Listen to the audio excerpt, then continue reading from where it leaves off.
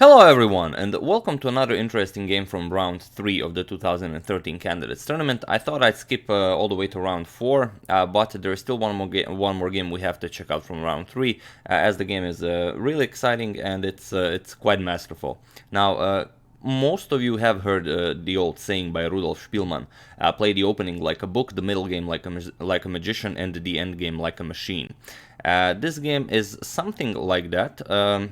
Although the middle game is not played as if a magician would play it, but there is a reason to that.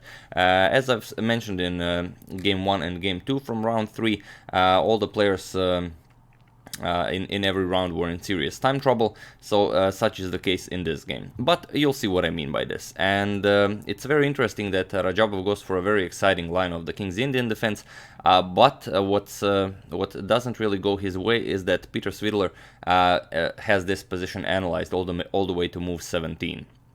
So that's kind of unfortunate for Radjabov, but all in all, a very interesting game. We have d4 by Svidler and knight to f6. c4, g6, so the King's Indian defense, knight to c3, and bishop to g7. So the standard variation. We have e4, d6, and f3. We have the Saemisch variation. We have castles, bishop to e3, c5, knight g to e2, knight to c6, and d5 now. Knight to a5 and knight to g3. We have a6, bishop to e2, and now knight to d7. And Radjabov spent really a lot of time on this move, on this knight to d7 move, preparing a pawn sacrifice with b5. Rook to c1, but as I've mentioned, Svidler is prepared for this as he has this position analyzed. b5, now comes the pawn sacrifice, captures, and the bishop captures on b5. This is well, I don't think if it's a standard pawn sacrifice for a King's Indian defense, but if you're for example a Benko player, then you know that you can give up the a and b pawn, set up your rooks on a file, bring the other rook over to b file, and then the rooks on the a file and the b file, and this dragon on g7. Cutting the board in half will be compensation enough for this pawn. So a similar idea in this line of the King's Indian defense. Knight to e5, we have castles, and now knight 8 to c4, attacking the bishop on e3. Bishop to g5, we have bishop to d7, bishop captures, queen captures, and now queen to e2. This is move 17, and here Radjabov really struggled with this line, and here you probably want to simply continue building up the pressure. You gave up a pawn, you want to create some breathing space for your king, force this bishop to decide where it wants to go. After the bishop moves, for example, bishop to h4, there's really no danger of a move like g5. If black decides to trap the bishop with g5, you can simply push f4. You attack the knight, and then you know it's all fine. So after something like well, you could capture it, or maybe I don't know. For example, if you capture, then you even can go into a very nice attack with knight to f5, then queen to g4 is coming. So after black decides, of course you can't move the knight. If you move the knight, for example, knight g6, then you will get queen captures on c4, the other knight is undefended, so white will win back the piece nevertheless. But all in all, after this queen to e2 move, h6 would be the best idea, and after something like bishop to h4, simply bring the other rook over to the b file. And you know, you play on the position. This is what you gave up a pawn for. You have beautiful rooks on the a and b file, and you have a bishop on g7. But after queen to e2, again Radjabov spent some time, and he decided to go knight captures on b2. He gives up 2 pieces for the rook. So Svidler accepts this, queen captures on b2, we have knight to d3, now attacking the queen and the rook on c1, queen to d2, and now knight captures. Rook captures, and now an even stranger move, bishop captures on c3, giving up your strong bishop for this knight. Rook captures, you have to capture with the rook. If you capture with the queen, then you allow this pawn to be captured, and this pawn will prove to be very important in this game. So rook captures on c3, and now Radjabov plays rook f to b8. Queen to c2, and queen to c2 is a master move. Well, he's a grandmaster, so obviously it's a grandmaster move. I just wanted to say that it's a spectacular move, because queen to c2 is preparing bishop to c1, and after bishop returns to c1, then Svidler will push this pawn to a3, and then the bishop will guard the pawn on a3, and this bishop and pawn will completely counter Radjabov's rooks on the A and B file. So we have f6, bishop does come to c1, and now queen to a4, offering a trade of queens. Svidler plays a3, and we have king to f7. You might think, okay, but why not capture, capture, and rook b1? Now this bishop is pinned, and the next move I'm going to capture. White will simply play king f2, so you're not really going to capture anything here. But okay, after a3, king to f7, we have knight to f1, and now queen captures. Rook captures, and now f5. And there's really no way. Sometimes a rook can compensate for a bishop to play against the bishop and the knight. But here in this position, the two rooks are unable to gain any activity because this bishop and the pawn are really dominating the rooks. So knight to d2, we have rook to a4. Knight comes to c4 now. Now the knight is also defending the a3 pawn, so the bishop can move. F captures, pawn captures, and rook to b3. We have king to f2, and now king to e8. e5, we have rook to a6, pawn captures, and king to e2. King to d7, bishop to f4, and here Radjabov, Svidler will start his attack towards the d6 pawn. So the way he's going to do this, he has to bring this rook all the way here, and then with a triple attack on this pawn, he will be able to capture it. But it's a very interesting variation, and you will also be able to join in the calculations. h5, we have h4, rook to a4, and then now king to d2. Rook to b1. There's really no way to activate this rook anywhere along the third rank. All of these squares are guarded. The bishop and pawn here are guarding them very nicely. So rook to b1. Maybe try to activate the rook from the behind.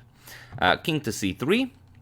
Now the king is guarding the knight, and now the rook on c2 can be activated.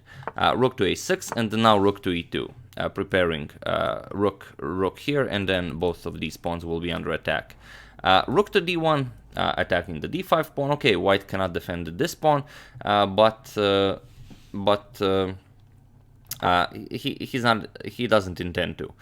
We have rook captures on d5, and now rook captures on g6. First grabbing this pawn. Rook back to d4. Now the bishop on f4 is attacked, and now here is the very important question in this game. All of these pieces are attacking the d6 pawn. Can you capture the pawn? And if so, with what can you capture it?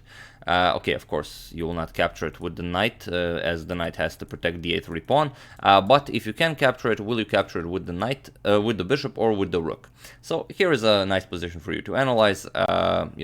You are Peter Svider. You're either gonna win this game, or you're gonna mess up and not win this game, because you do have advantage. You have a knight and a bishop against the rook, and the chances are you are winning this game because you are so far ahead on time. So for those of you who were able to figure it out, congratulations, you are an excellent endgame player. And for those of you who for some reason just want to enjoy the show, here bishop captures on d6 was played. On the other hand, if you play rook captures on d6, that's not so great, because here after rook captures, bishop captures, and bishop captures, a rook can capture on h4. And now it's not all that clear. Black also grabs a pawn. And what do you do here?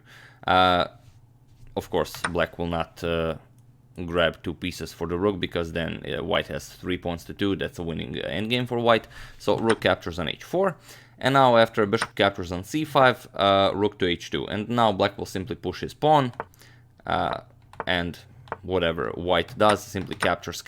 You have to react. And now black will be able to prevent this pawn. All black has to do is give up this rook for this knight.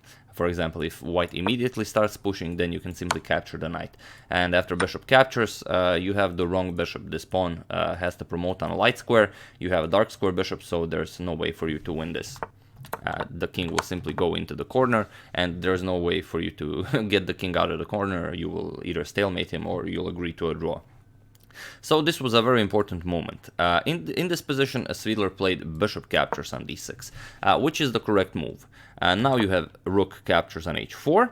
Of course, now rook captures on d6 doesn't work, because if rook after bishop to d6, if rook captures on d6, then rook captures, and knight captures. Here, white forced black to go into a losing endgame. Now it's 3 pawns against 2, and this is completely winning for white. Simply king c4, you will push the a pawn, you will force the king to go after the a pawn, you will capture the c pawn, and then you'll win the h pawn, and then you have 2 connected passed pawns on the king side, a completely winning game. So, after bishop to d6, Svidler grabs the pawn, rook captures on h4 by Radjabov. Knight to e5, temporarily giving up the defense of the a3 pawn, but this comes with check, and the king can't go anywhere here, so the king has to go back. King c8 now comes first. Of course, you cannot grab the pawn just yet, because your rook would be hanging. So rook to g8 check, king to b7, and only now bishop captures on c5. Now the bishop is guarding the a3 pawn, so all is well. Rook to e6, attacking the knight. We have rook g7 check, king c8, and now knight to c4. Rook to g4, offering a trade of rooks to get this pawn further down the board, and then maybe rook can grab this pawn, and here you can capture, and this will in fact be still winning for white, but Svidler gets another idea. He goes knight to d6 check, king to b8, and now rook to b7 check. Only move for the king is king to a8, and now he plays rook to d7, threatening rook to d8 checkmate, and as Radjabov is in time trouble, you do have to quickly figure out a move. Rook to g8 was played, defending checkmate, but now comes knight to c4. Rook captures on g2. There really isn't a better move for black here, other than capturing the pawn. So he did. Rook captures, and now comes bishop to d6.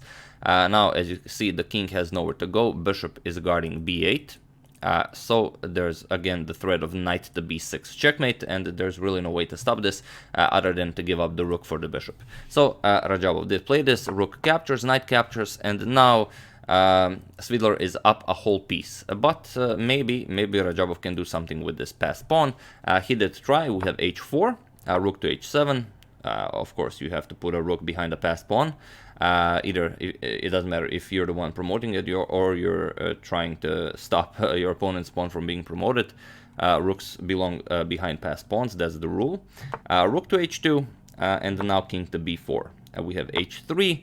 King to a5, and it was in this position that Teimour Radjabov resigned the game. There's no way for black to do anything with his passed pawn. You could, for example, go rook to d2, attack the knight, but after knight c4 you attack the rook moves, and after a4 there's really no way to do anything here with black. If you push the pawn, then white will gobble it up. If you move the rook, white will again gobble up the pawn. So nothing really to do here. Or you can even try something like, for example, after king a5, rook d2, you can even go knight b5. After black plays, for example, h2, now the pawn is defended, king b6, and now you will either checkmate your opponent, or if black stops this, then you will grab the h pawn. So very, very simple. Or instead of grabbing the h pawn, you can even checkmate your opponent. So it's a nice position. If you want to try out your puzzle or your tactics, feel free to pause and try to find a checkmate in 3 for white. There are actually two checkmates in 3, so whichever you find, it's excellent, and it's even better if you find both. So I will give it a couple of seconds if you want to decide. For those of you who found it, congratulations, you are an excellent tactician. And for those of you who just want to enjoy the show, one idea is knight to c7. So after knight to c7, this comes with check, king has to move, we have king to b8, now comes knight to a6 check, king again has to move. It doesn't matter if you go to c8 or you go to a8, whatever you play, then it's rook to c7 check, or if you move, for example here, then you have rook here, and this will also be checkmate.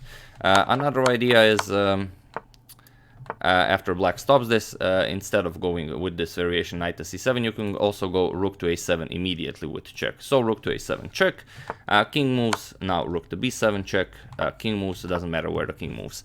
If the king moves here, then it's knight to a7 check. If the king moves here, then it's knight to c7 check. So yeah, after king a5, Radjabov resigned the game, and a very nice win for Peter Svider. So that's the game. I do hope you enjoyed it. This is the last game we'll be covering from round 3, and from the next video we are going straight into round 4. So as you've seen, Levon Aronian is firmly in the lead after three rounds, but we already said that in our previous video. There will be a link to the article about each round after every video, so be sure to check it out, as there is a lot more to read about every round in there, and also some nice photos will be in there as well. So yeah, I would like to thank Adrianus Klejengeld, Gabriel Jackson, Dries Zunker, Dilaina Fiebling, and Dilaina Fiebing and Zero Design Corporation for your contribution to my channel. Thank you a lot, I really appreciate it. As usual, you can check 2 of my previous videos here. Thank you all for watching, and I will see you soon with a nice video from round 4 of the 2013 Candidates Tournament. See you soon.